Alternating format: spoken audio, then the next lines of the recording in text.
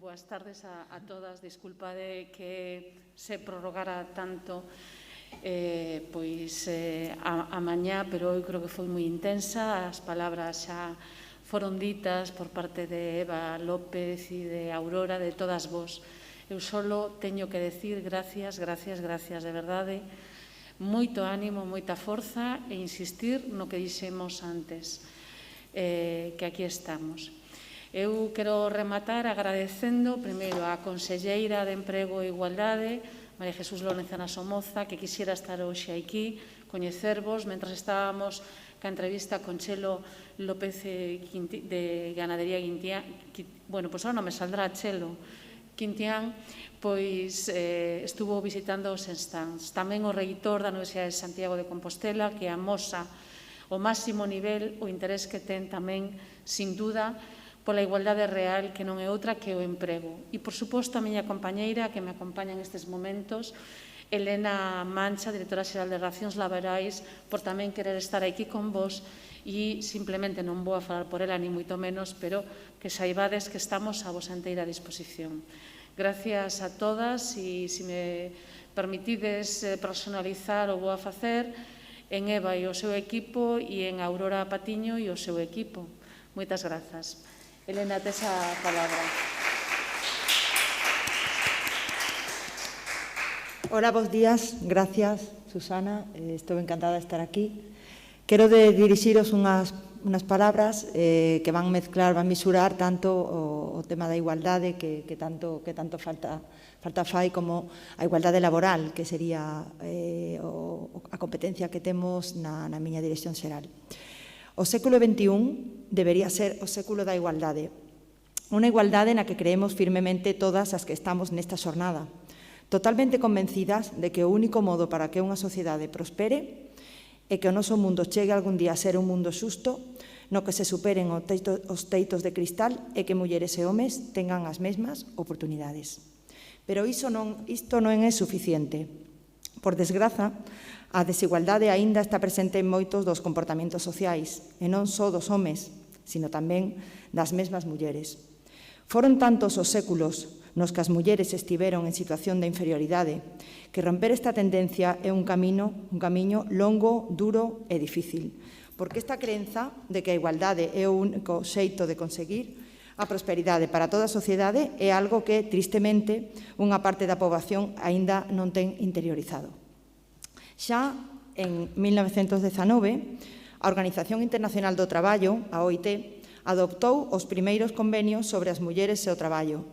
Un século despois, as mulleres son unha gran forza no mercado de traballo, excedendo barreiras que en unha época se consideraron insuperables. E a pesar de que se realizaron grandes progresos no último século, non hai marxe para a autocompracencia. É posible seguir mellorando as condicións de traballo e oportunidades laborais para as mulleres? Por suposto que sí, pero só dentro dun ecosistema que comprenda medidas de reforzo e un firme compromiso coa igualdade de xénero.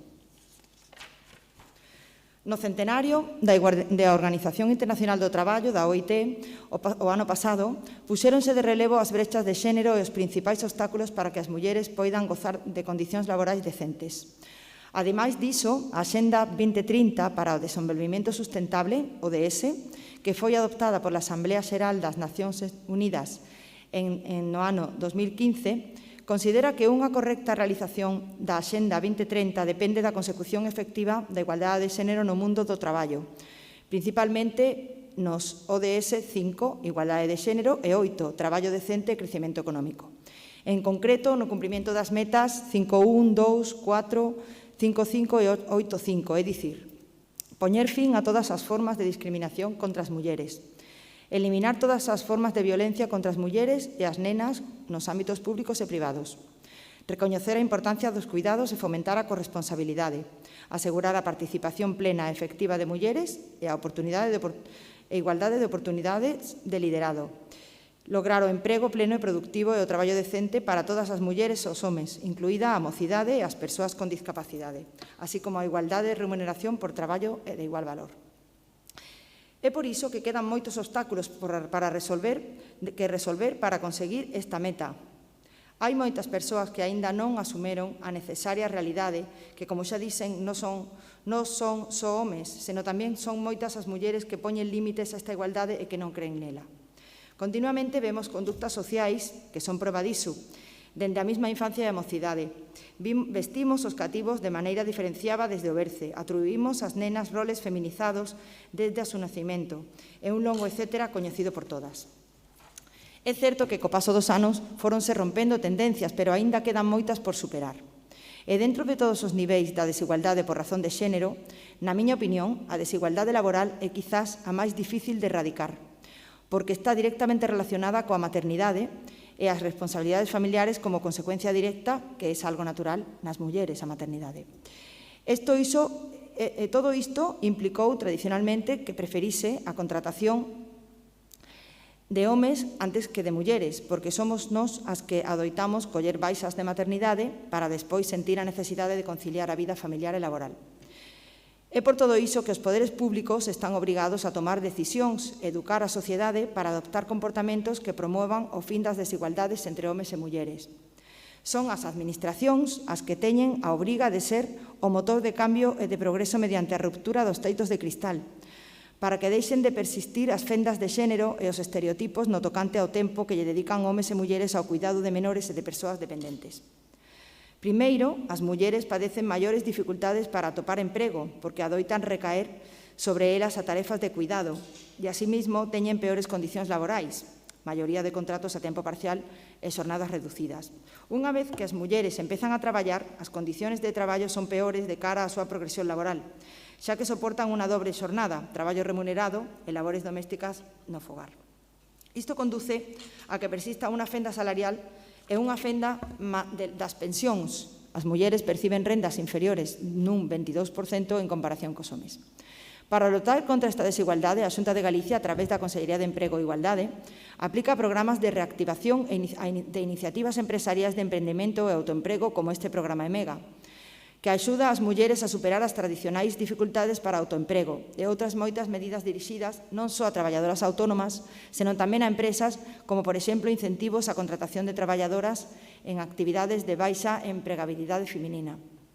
Igualmente, póñese a disposición axudas para o fomento da conciliación nas empresas, premiando a flexibilidade das xornadas de traballo, como poden ser mediante a implantación de xornadas reducidas, parciais, excedencias, ou mesmo co teletraballo, que a Consellería leva fomentando xa varios anos. Ademais diso, subvenciónase as pequenas empresas na elaboración dos seus planes de igualdade, que non esquezamos, son un instrumento necesario para chegar a acordos entre as empresas e os traballadores para a detección das situacións de desigualdade e a súa corrección e a aplicación de medidas de conciliación. E compre sinalar que dende o próximo ano vai levar aparellada de moito obrigatorio unha auditoría salarial que pretende identificar as desigualdades nos salarios de homes e mulleres, debiendo as empresas xustificar ou eliminar estas diferencias, así como un protocolo de acoso que serve para a detección de posibles acosos na empresa, o seu tratamento e a súa eliminación. En relación ás grandes empresas, que son as primeiras que deben dar exemplo, na Consellería imos poñer acento na obrigatoria paridade dentro dos seus consellos de administración, xa que só ateñen o 25% na Galicia e na España, e facerlles entender a importancia de que aposten por unha igualdade desde a propia cúspide da empresa. Un consello de administración paritario, do mesmo xeito que un goberno estatal e autonómico paritario como existe, supón que a sociedade visualice e normalice que as mulleres poden ocupar postos de mando exactamente igual que os homes. Por outra banda, a loita contra a desigualdade laboral require a implicación de todos os axentes económicos e sociais. É imprescindible para avanzar no camiño cara á igualdade. Galicia, a través do diálogo social, conta con acordos pactados coas organizacións sindicais e empresariais para a igualdade de oportunidades en diversos ámbitos, como a necesaria formación en igualdade que está en fase de proxecto e a igualdade na negociación colectiva. Todas estas son políticas que axudarán as mulleres a ocupar na sociedade o lugar que lle corresponde, que non é nin mellor nin peor que o de home, senón exactamente o mesmo, sen contar con ningún tipo de trabas ou discriminación por razón de xénero. Ao principio desta pequena intervención compartín un desexo: o século XXI debería ser o século da igualdade. Con iniciativas e proxectos como EMEGA, A Xunta de Galicia está a apostar porque este desexo se converta pronto nunha realidade. Moitas gracias.